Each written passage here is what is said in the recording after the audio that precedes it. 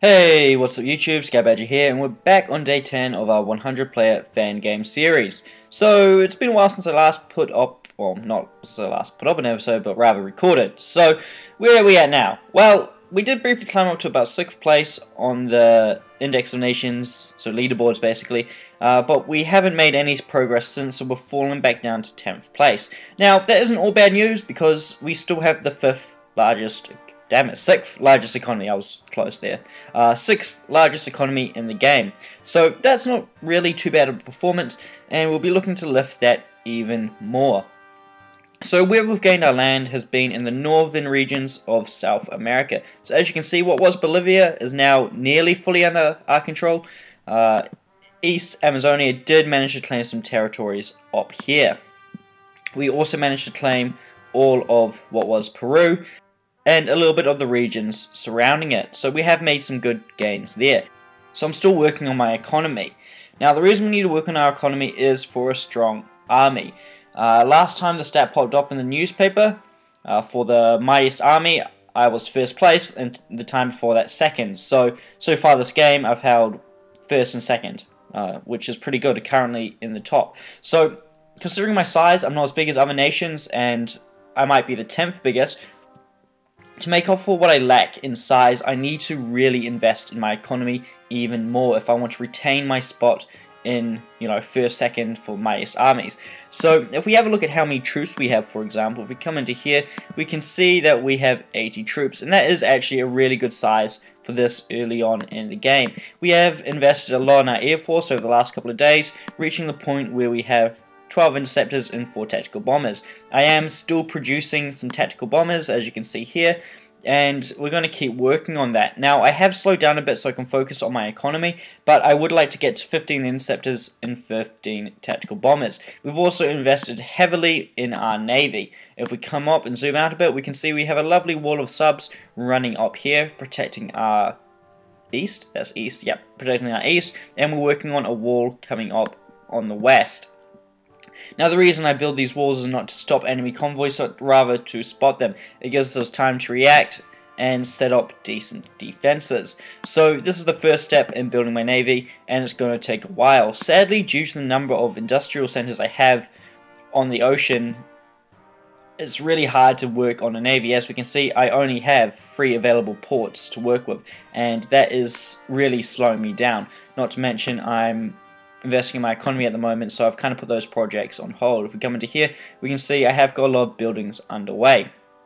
Now, I really need to build some industrial centers in my iron producing provinces to boost production, but I lack rear production in the first place. So, I mean, I either have to compromise building industrial centers or research, and at the moment, it's really important that I stay on top of research to stay up to date. So we're going to boost our production of rear material, and then hopefully in the coming days, we will have enough to invest in an industrial center in one of these provinces here. It will probably be the one that's on the coast, if I had to guess, because then I can put an industrial center here and open another port.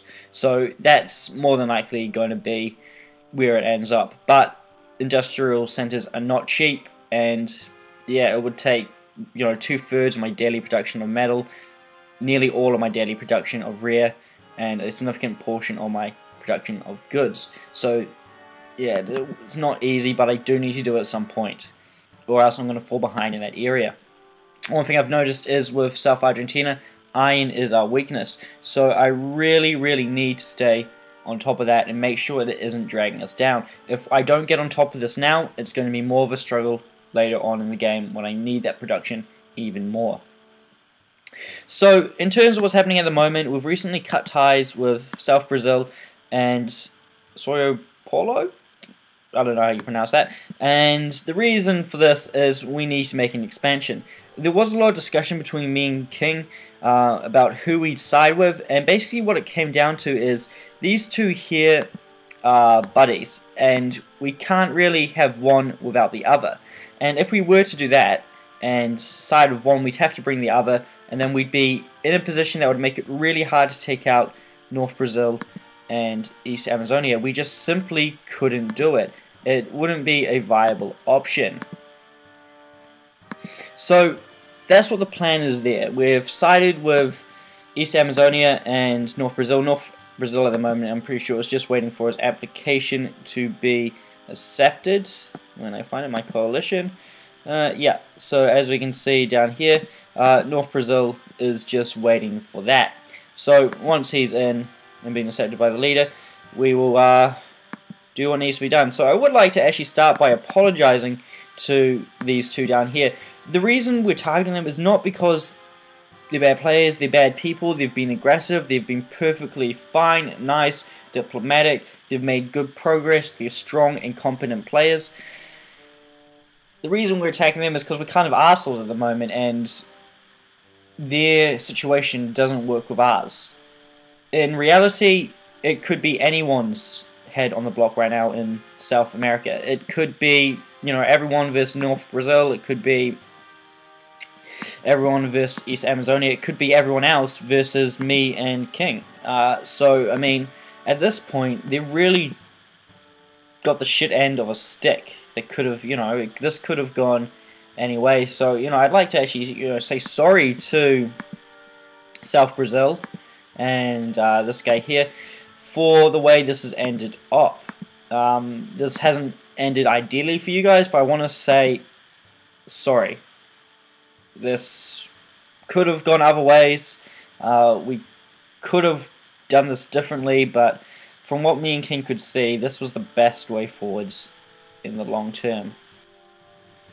So this brings me to my next point, and that is bringing friends into the game with you. Now, when a power does emerge, and you know, me and King start looking around, these guys here are good buddies from what I understand, and they've also got their friend over. Okay, that isn't looking too good over here, and the problem with that is bringing friends is they're seen as extra baggage, and it's often hard to work with them. Like, I know these guys weren't hard to work with, they're, you know, very easy to talk to, but going forwards, there is definitely that sense that they, you know, obviously care about their friends more than they care about us. So that is a bit of an issue in the long term, because they have conflicting interests. They obviously care about each other more than they do about their outside allies. So yeah, that's really what it came down to, and we didn't even discuss this with them. These thoughts have just come from our own personal experience playing. So, you know, once again, they got the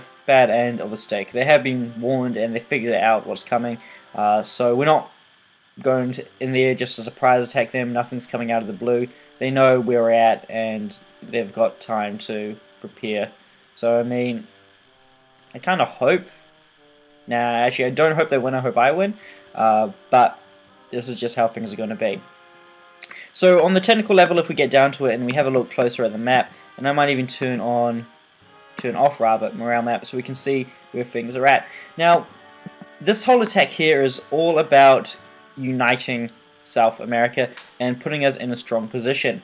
Me and North Brazil will be staying out of capturing land. We will be playing a supporting role in helping North Argentina and East Amazonia in capturing land to ensure they can expand. At the moment, me and North Brazil currently control a large portion of South America. Meanwhile, our allies are stuck in these pockets in the middle of... Oh, damn it, where was this going? I hate it when I do this.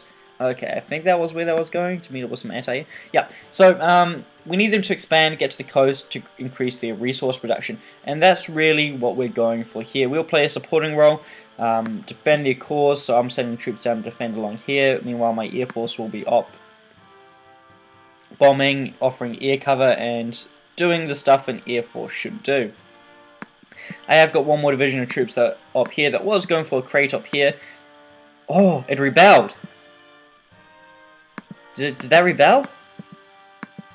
Damn it, it didn't. Okay, I got excited there for a second. South Mexico went in and has claimed a drop. Well, not claimed the drop. It was my drop. He can't claim it. That is in Santa Cruz. So, I mean, I was going in there, but he's since captured it, so I can't go in there and get that now without kicking up a fuss and going through trouble, and it's just not worth it. So, I'm leaving that, and this division of troops is coming back down here.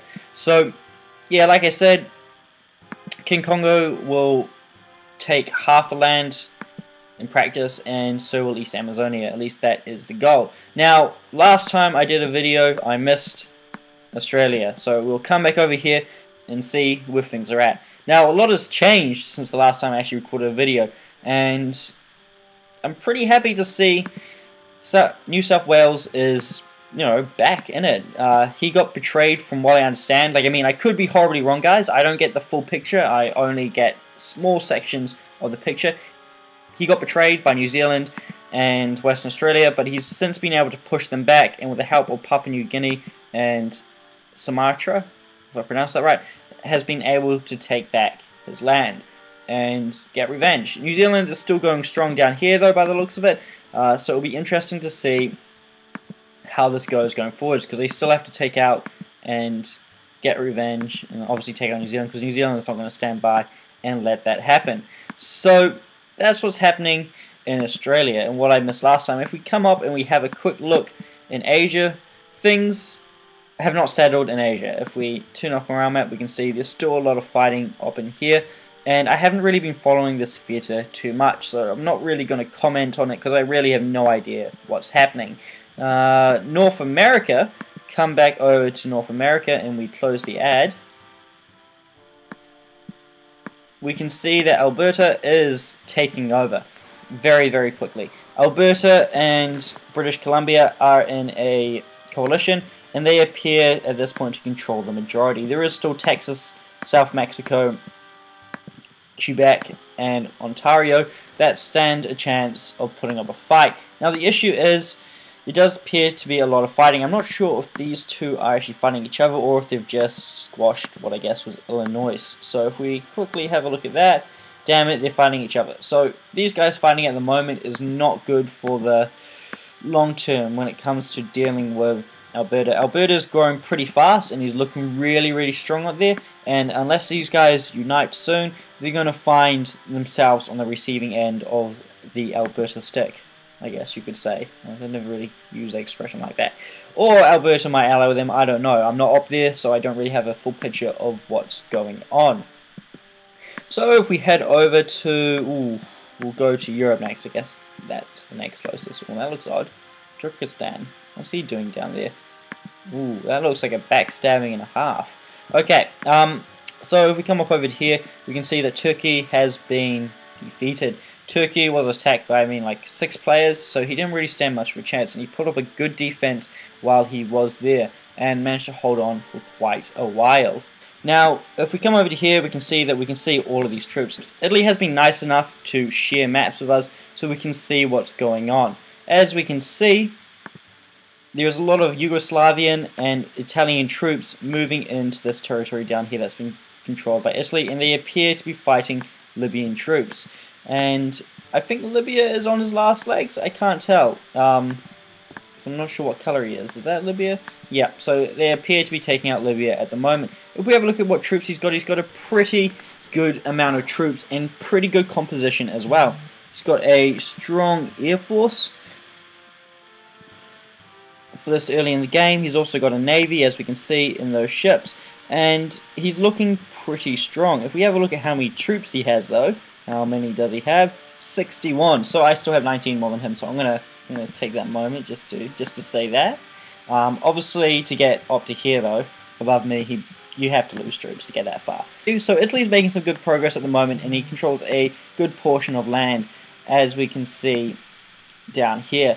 He controls what was Greece, a little bit of, I believe, Romania, a little bit in the Middle East, so he's making some pretty good progress. So with Italy, of course, he has his allies. He has Spain, England, Finland, and all of those guys. So they're making some pretty good progress, and at the moment they're the biggest coalitions, and they're looking ultimately really, really strong.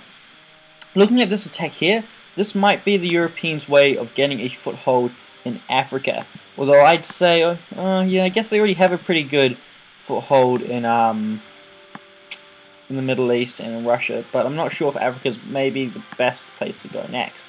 So if we come down into Africa, we can see that this guy down here, Equatorial Gabon, is not having a good day. Now, he has been attacked on both sides by Belgian Congo and by Nigeria, but it does appear, though, he's at least fighting back against Nigeria.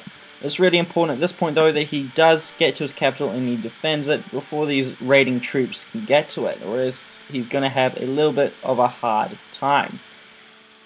So if we come full circle back around to us, we're back to where we started. So I'm going to end the episode here and say thank you for watching, and I'll see you in the next episode.